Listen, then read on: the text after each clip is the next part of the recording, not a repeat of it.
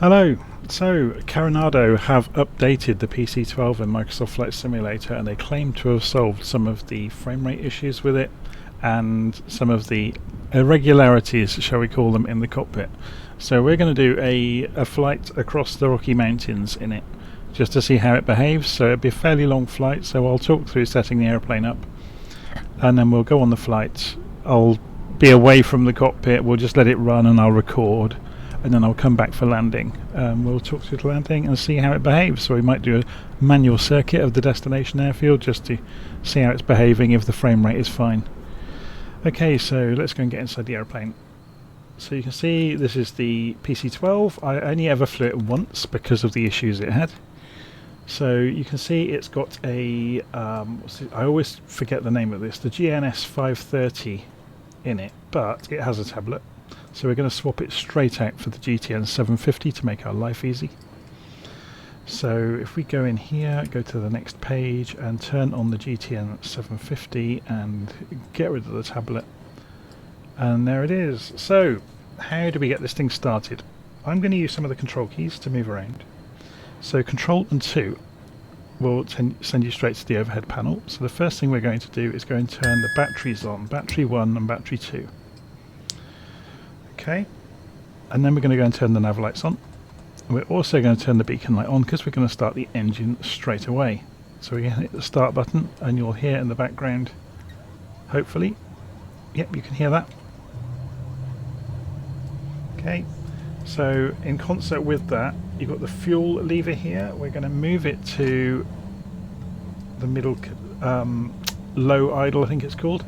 And then we're going to open the fuel open the fuel valve to let fuel into the engine. So the engine's now completely automatically start up. So let's go back overhead. So engines are spinning up. So we can turn on generator 1 and generator 2 now. We can turn on the inverter on generator 1. We can turn on avionics 1 and 2. We can turn on the probe heat, and I'm just looking around. We'll have the taxi light on, ready for taxiing. We're not going to put the strobes on until we're on the runway, and that's pretty much it in terms of setup overhead. It's very straightforward. Okay, so you will see some of the instruments are quite dark, so if you lift the handrests out of the way, you can see there's the knobs for the brightness of the pilot's instruments, there's the secondary lights, the co-pilots, that's the floodlight, we don't want to touch that one. Okay, so now you can see everything's nice and bright. So let's go and program our route in, shall we? Because we haven't done it yet. So we are going to fly, this is Little Nav Map by the way, we are going to fly from 3V5, which is Fort Collins. So you can see here it is. So 3V5 down to Telluride, KTEX. So set 3V5 as the origin, and destination was KTEX. KTEX. Telluride, there we go. That was the name of one of the firemen in Chicago Fire, wasn't it? RLG is the next one, so insert after, we just put some waypoints in to make it a nice interesting route. RLG, is it going to find multiples? K2 Kremlin, enter. Then Red Table Eagle is DBL, so we go on to this one, insert after, DBL, and it's found some duplicates. So then we just need to pick Red Table and then insert after, and we want Blue Mesa Gunnison, HBU, Hotel Bravo Uniform, and again duplicates found. So interestingly it has come up with the names, so there we go, Blue Mesa, excellent. So that's our route done, so we can go and look in the map page. We can say what sort of altitude we want to fly at. So let's have a look at the elevation plot and say we were flying this at 10,000 feet. That's still not enough. This is the Rocky Mountains, I guess, so So we'll stay at a respectable 15,000 feet, which is what little nav map is telling us we need to be at to clear the mountains along the way. So we're going to go and spin this round to 15,000. We're also going to press B to calibrate the altimeter to the airfield air pressure. And we are going to push this button, which then lets us set the feet a minute on the climb rate. So we'll go for 1,000 feet a minute. We won't engage it just yet, because we're not going to use the autopilot. The autopilot's over here, by the way. Okay. So we have some green fuel pump lights. I think that just means they're operating.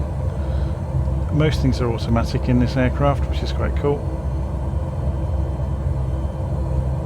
Okay, I'm not sure we're going to need much else. So I'll make sure this is on GPS mode, and that's obviously reflected now on the HSI, horizontal situation indicator.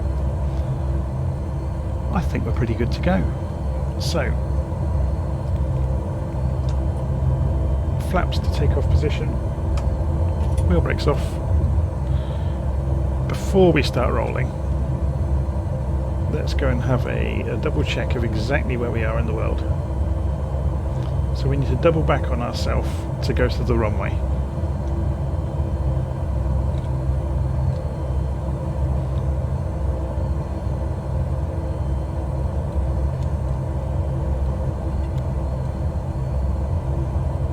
Thankfully this thing can turn on a dime, so it's not a problem.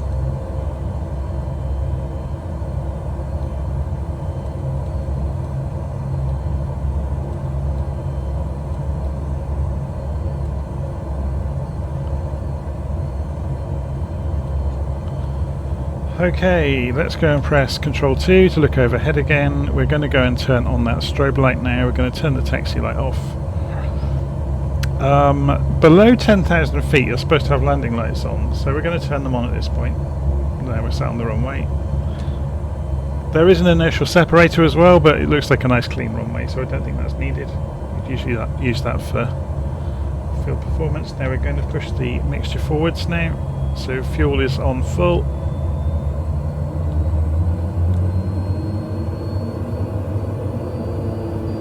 Getting used to the steering before we get some speed up. There's a strong wind today. We're flying into a 18 knot headwind, I think, but it's slightly off to the left that it's coming from, which you saw it pushing us there. So we're accelerating down the runway full throttle.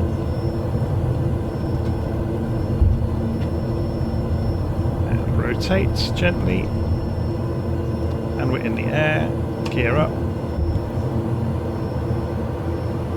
And flaps up.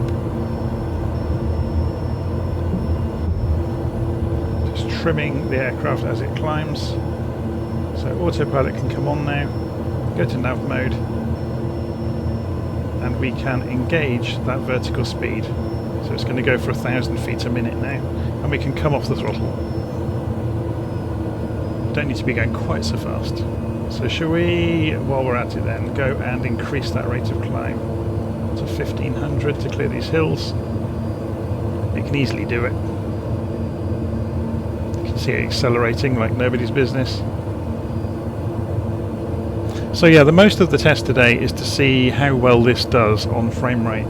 So to test that out properly, we're going to go and switch this thing on, which I don't think is very useful, but oh, I've just turned it off. Actually, that was nice of me, wasn't it? Press any bezel key to continue. There we go. So we're not actually going to use it, but we'll leave it running to see how much it affects the frame rate, because apparently they've made huge strides with that. So we'll see how we get on. So gear is up, flaps are up, everything's looking good. Autopilot's on.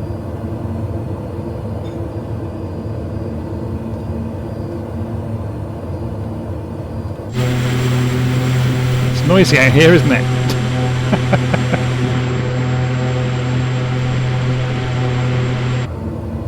Climbing out to 15,000 feet. When we come through 10,000 feet, we will have to remember to change the barometric pressure to 2992. You can just see it there, it's on 2987 at the moment. So we're just coming up towards 8,000 feet.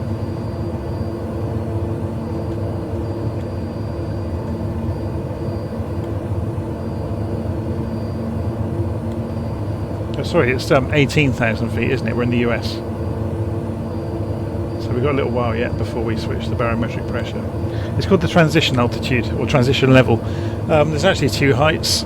I'm not going to get into it too much today, but basically it's to ensure that all aircraft operating at altitude are calibrated to the same barometric pressure.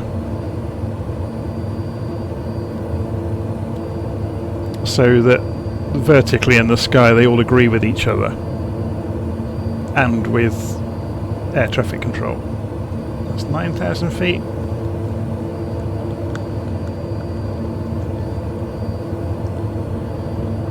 Let's have a look on this. Okay, it's got track on here. Let's see if we can get a time estimate. So if we zoom out, just so we get some of the route to show you, and we go to menu and change fields, change this one, and we want we want estimated time to waypoint. That's a good one. Actually, to the destination would be better, wouldn't it? Estimated time to destination. There we go. And back. Look at the map. So we got hour and a half. So we're going to leave the plane running, and just to see how well it does. Obviously it's going to get a fair bit faster once we finish climbing. I mean, we can push it on now. Let's have a look at these engine gauges when we push the engine. So if it's not going to hurt it, is it? So I'm just pushing it to 100 to see what happens. I don't think it's modelled accurately enough for us to brake the engine. See the airspeed accelerating, or the aircraft accelerating, the airspeed increasing, I should say.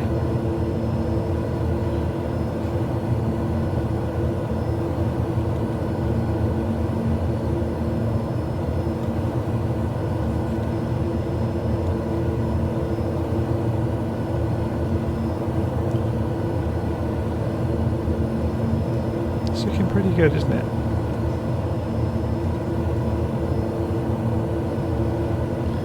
Is this a warning? Oh, it's a mode button for the transponder. That's fine. Yeah, so this is telling us the autopilot is trimming the aircraft and the fuel pumps are operational, which is all good. We've got cabin temperature 23 degrees. We might have to play with the heating if that drops. So we've got it here, look. So we could say we would like 30 degrees in the cabin, so that'll probably slowly climb now. It's all very simple, isn't it? There's not much to do, really. That's the advantage of aircraft like this, isn't it? So actually we're not going to need to dial in the barometric pressure because we're not going to get to 18,000 feet, so I don't know what I'm worrying about. Okay, let's have a look at outside. Let's have a look at the volume levels. So that's incredibly loud. So we'll turn it down a bit. In fact, we'll turn it down a lot, otherwise it's going to blow your ears out while we're trying to fly along. And let's just leave this flying over the Rocky Mountains and we'll see how we go.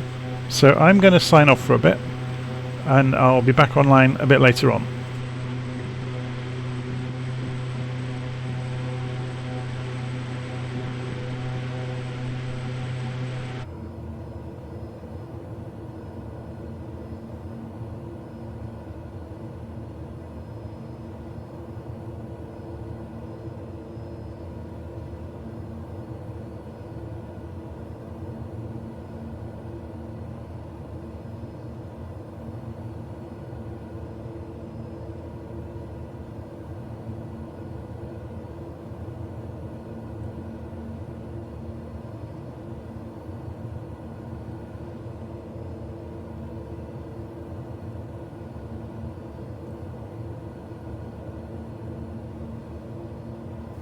It just occurred to me, if we take it up to 18,000 feet, we'll probably go a fair bit faster. Obviously, the higher you go in the sky, the thinner the air. I think the PC-12 tops out about 30,000 feet, so it's well within its range. Also, I'd forgotten to arm the altitude, so we went straight through 15,000 anyway. So we'll try not to focus on silly slip-ups.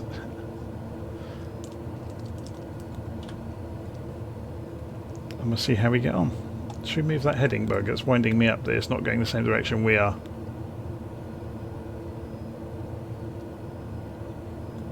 That implies finding the heading bug. Oh, they're down here, aren't they? So these are the controls for the HSI.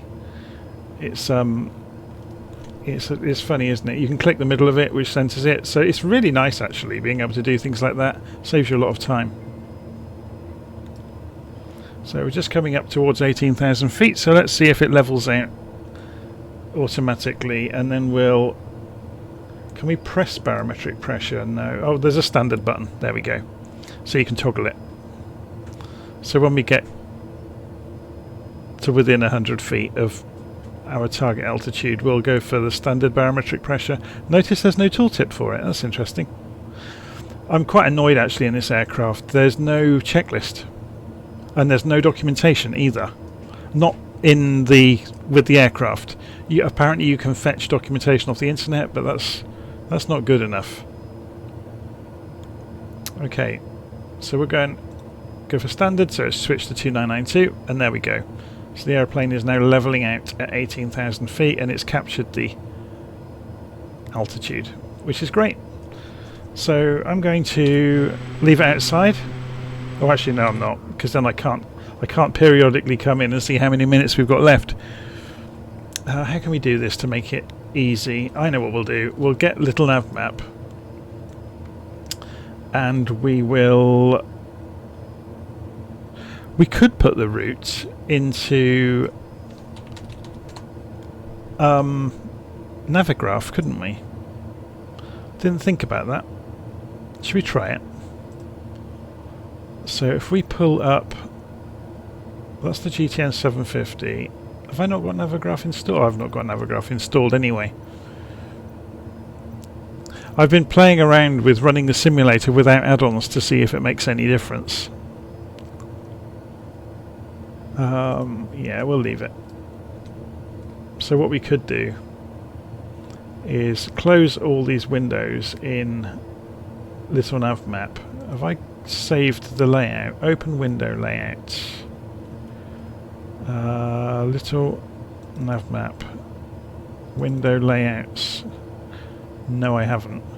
So if I go and switch off all the toolbars,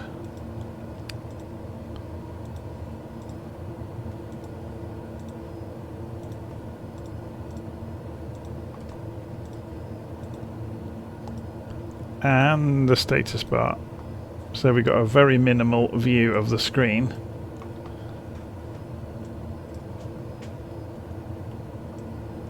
Then you can put this up in the top corner.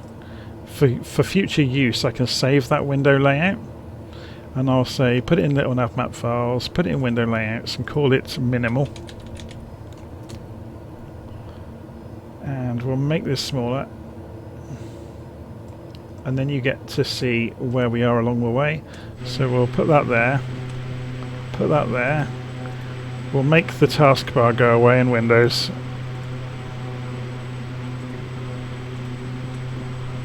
There we go. So I'll leave that there. It'd be nicer actually if we panned that way, wouldn't it? Then you can see where we're going across the screen.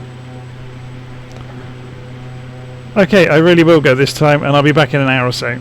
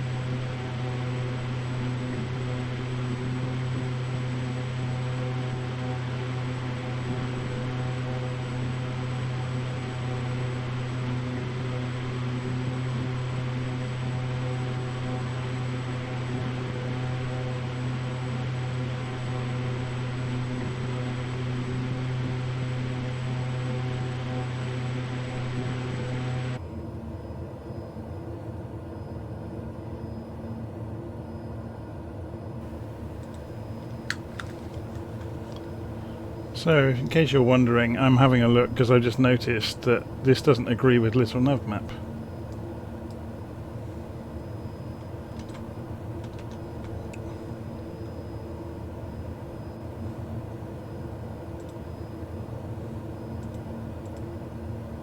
Okay, we have a... Oh, we have an ordering issue with the waypoints. Not a problem. We're just going to remove DBL from the flight plan. What are we doing? Sorry. Back. Flight plan. DBL. Remove. Okay. Back. Map. And then zoom out.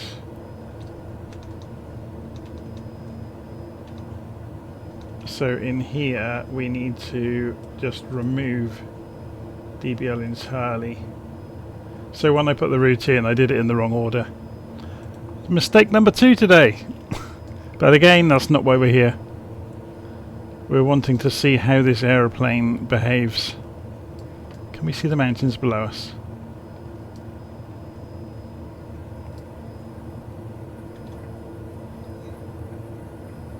It's funny, isn't it? You do this flight and you'd think, oh, this would be a good sightseeing flight. And then we get this weather.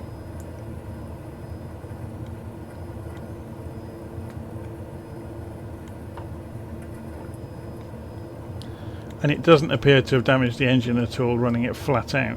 So, yeah. Haven't got much to say about that really.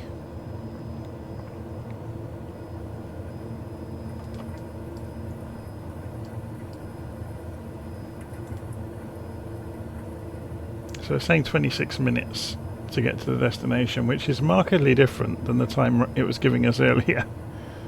Oh, the reason it gave us such a long time obviously was because of the dogleg in the incorrect flight plan.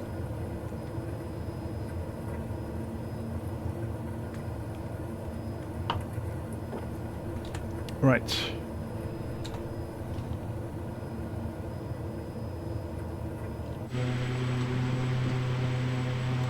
Right, I'll leave it there for a bit longer and we'll be back with you soon.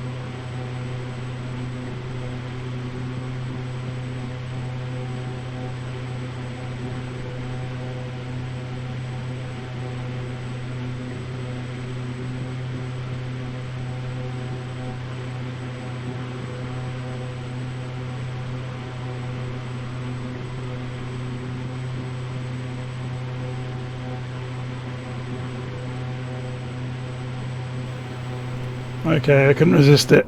Coming back in to see how well this is working. Should we have a play with some of the systems while we're doing the remainder of the route? So if we zoom in, we can see. It's a shame, isn't it? When you pan this, you lose the stats. It's relative to your location on the map, not to where the airplane is, which is a shame, but anyway.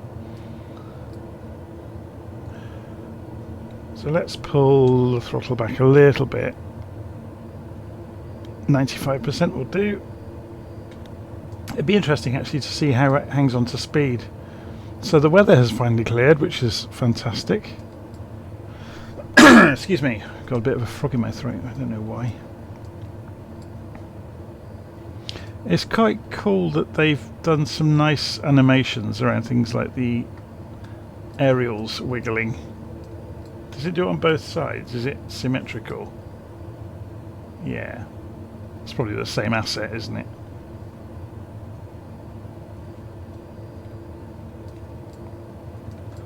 So if you've not seen the PC-12, it's actually really nice. It does seem a lot smoother than it was, and we haven't got any of those frame rate issues cropping up, which is interesting. I wonder if we can open the door while we're in the air. I'm not going to ruin the flight just for curiosity's sake.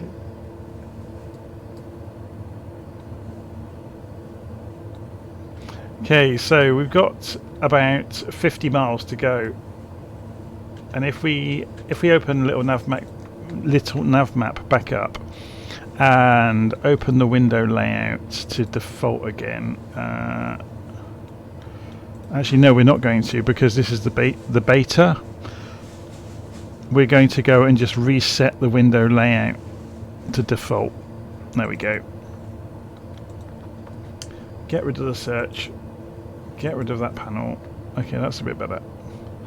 The reason I'm doing this is because I want to see the elevation plot. So we are actually flying at 18,000. So there's a sodding great hill in the way. This mountain here. You can see that? You can see where the peak is with the circle if we move the mouse over the elevation plot. So we've got that to deal with. We could go around it. So if we go... Are there any waypoints then this way? No, there aren't, are there? But then say if we... Bearing in mind there's some... measure distance. We're going to just try and vector around this hill. So we want to be flying about 210 degrees when we get to there. So let's see how we do this in this aeroplane. So here's the autopilot controls. There's the heading button.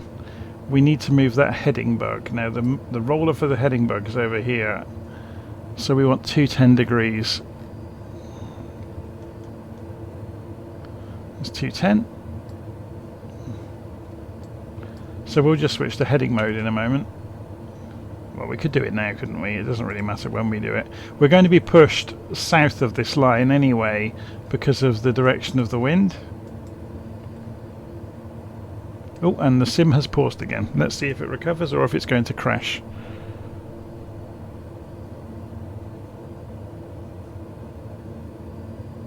I've no idea. Oh, hello. That sounds great.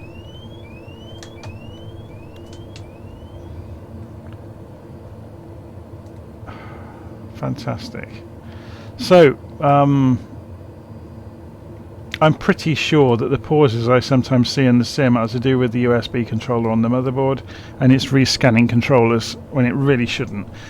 To try and mitigate it, I've got all controllers plugged into a USB hub, and I've switched off power management of anything to do with USB in Windows Device Manager. It doesn't seem to have any impact upon it, which is a bit of a shame. So I think short of replacing the entire computer, I'm just going to have to put up with it pausing now and again.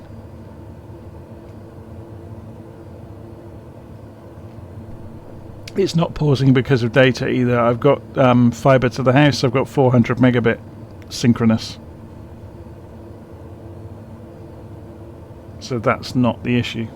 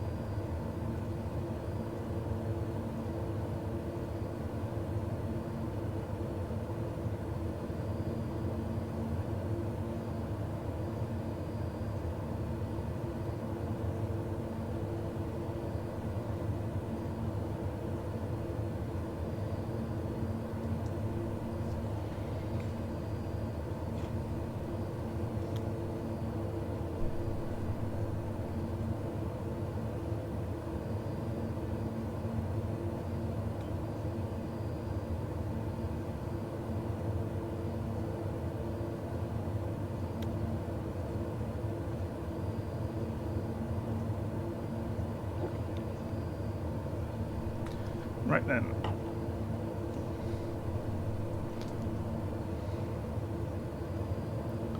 So, unfortunately, the mountain we're avoiding is cloaked in cloud. Isn't that always the way?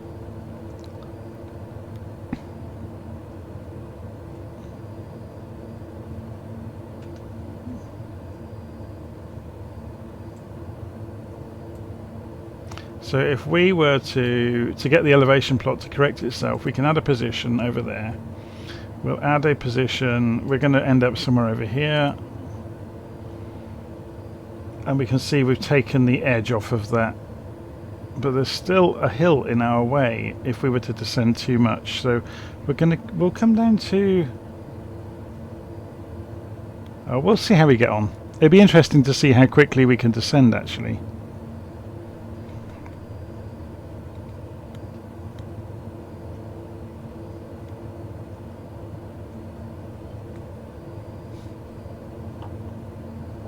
Funny, I'm sipping wine while flying. If we did this in a real aircraft, we'd be fired on the spot probably.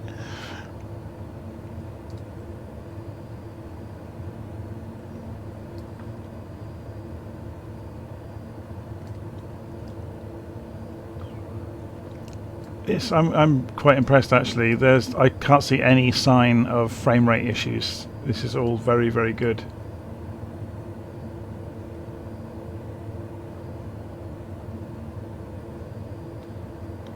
Should we have a play with this? I remember looking at this when the aircraft first came out. So it's got all these various different screens. Let's see if we can break the frame rate by playing with the modes in it. So this is traffic avoidance, something warning system. I'm not sure. The whole knob turns, although it's got two parts to it, so it is simplified from the real thing. You've got a trip meter, you've got a aircraft, nearest airports to the aircraft position.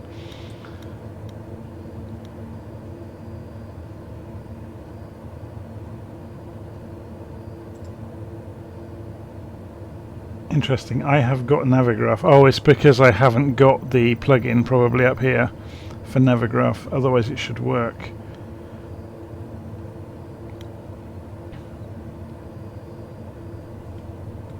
Okay, so we've got a weather radar. I would have thought that would have lit up like a Christmas tree at the moment, but unless I need to turn it on somehow. Unless this is illustrating the weather with the lines.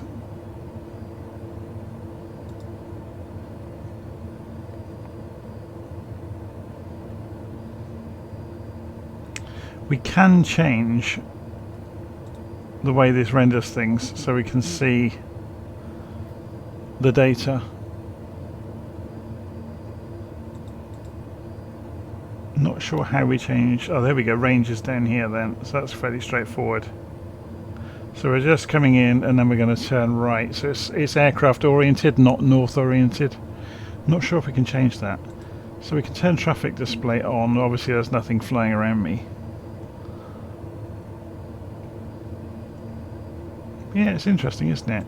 Weather overlay. You might have imagined that would display the clouds, but apparently not. Anyway, we can see the clouds by looking out of the window. We don't need an electronic device to tell us that there is clouds out here. We're just coming up to the turn. We've got a lot of height to lose, 18,000 feet. So it'll be interesting actually just to see how well this does at losing height. So we'll come down to 15. And we'll arm that altitude. We need to go to vertical speed mode and set it to, say, 1,500 feet a minute. Something like that, 2,000 feet a minute maybe.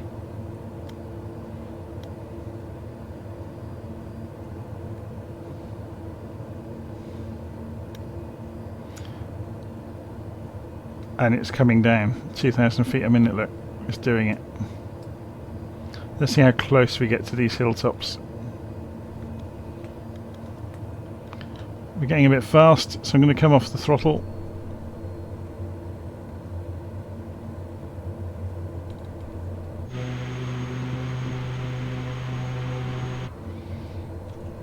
Let's make sure the volume levels are okay. Yeah, you can hear me over the aeroplane. Let's turn the aeroplane back up. When we were on the outside view, it was a bit too noisy, wasn't it? That's better.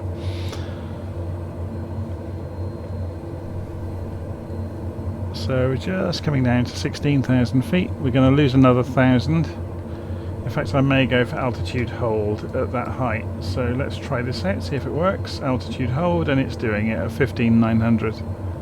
Good.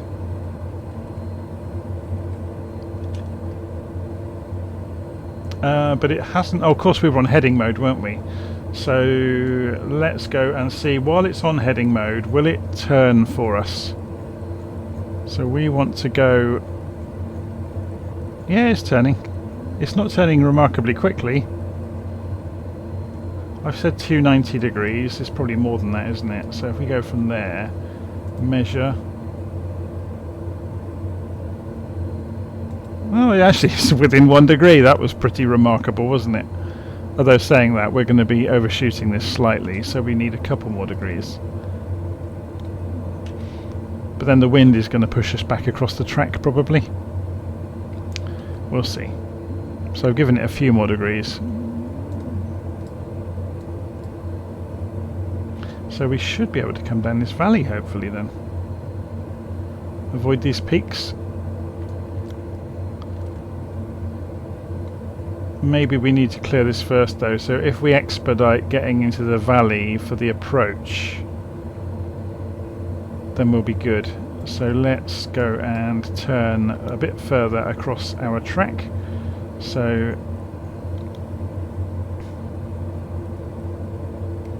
we'll go for 315. So we've got 315 degrees showing up as a heading. We haven't got ILS down here, have we? Oh, it's on the opposite end. That's really useful. So we're just trying to cut across round the back of this hill, and we'll start descending. So what elevation is Telluride? Show airport information. Runways. Elevation's 9,000 feet, so we need to be at 12.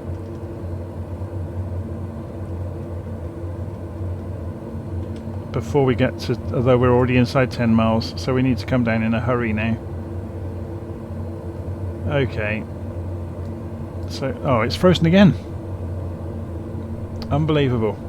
I've not seen it freeze this many times in a long time. Whether that's related to this aircraft, I don't know. There's obviously no multiplayer aircraft around me. It's just me and the scenery, and it keeps freezing. I've not touched any controls. It's just released it again, look. Okay, disengage autopilot. We've got some icing going on, but we're below the cloud now, so it should thaw back out.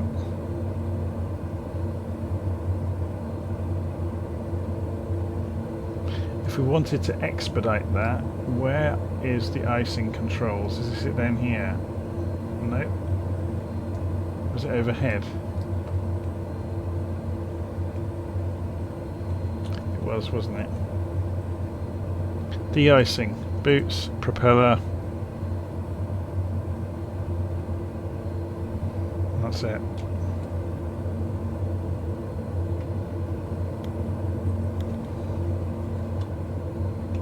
So we're over the runway, it's down here. Yeah. So we'll fly a circuit as we descend and see how this does on frame rate. It's looking pretty good, actually.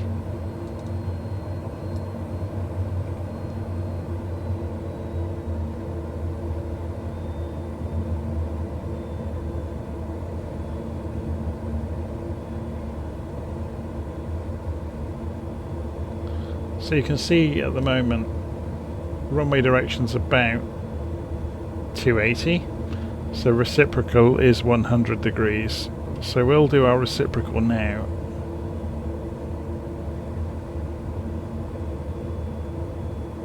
We're bleeding speed off now as we turn. The engines are on idle.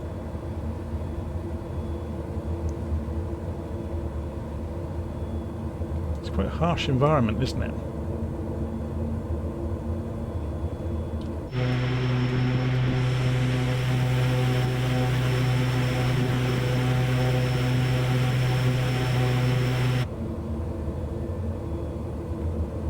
So remember, the runway's at 9,000 feet.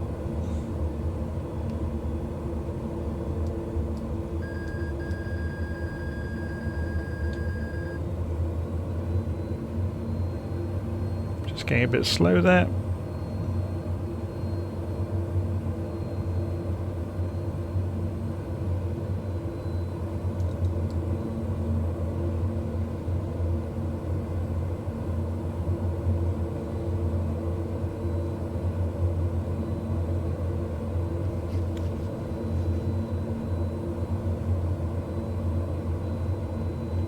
So we'll fly right up to this hill and then turn back round and arrange ourselves for the drop in. So we're about 3,500 feet above the runway. Let's press B to correct the altimeter to the local air pressure, which is fine.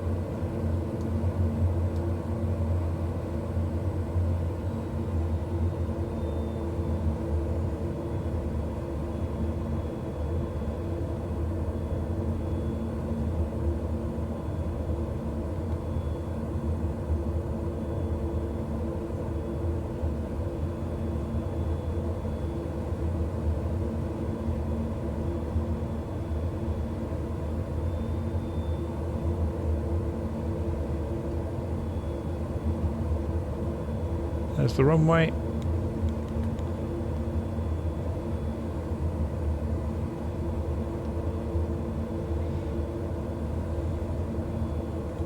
Do we have air brakes?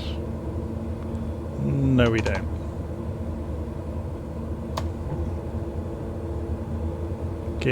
Gear down, sorry.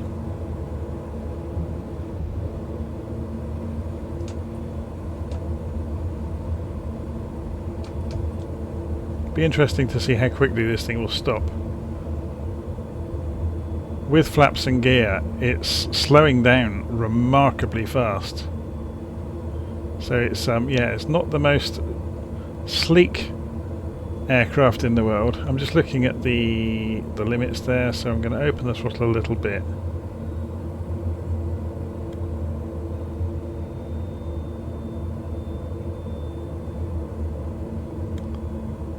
So Telluride's actually like a ramp, isn't it, the runway? Push sideways a little bit by the wind there.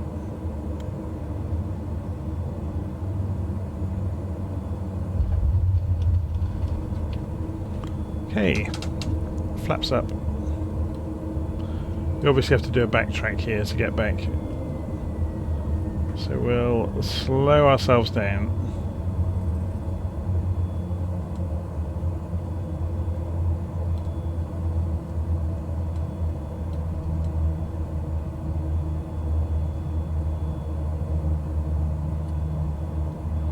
And go and park. So, as you can see from the smoothness, the frame rate issues have been resolved. It doesn't degrade over time anymore,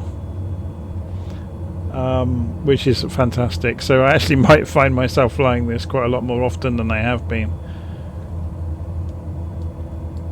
As I said, I recorded the first couple of videos with it, and it was so problematic that I didn't fly it again. Which was a real shame, because obviously it's really nicely modelled. It was just that it had problems, and even with all of these systems that we'll never use switched on, it doesn't seem to affect it too badly anymore. Having said that, you saw the sim froze several times. I don't know what causes that. I suspect it's the USB controller. I don't really know. It does seem to afflict some aeroplanes more than others.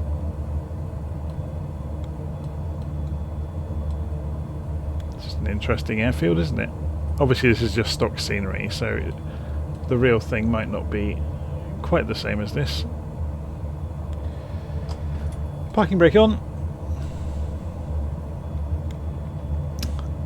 and we can pull the fuel mixture back We could actually pull the cut-off valve, to be honest.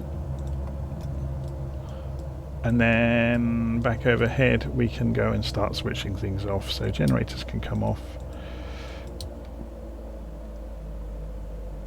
All the lights can come off. The avionics can be switched off now. And finally the batteries. And we are cold and dark as if we had never been here.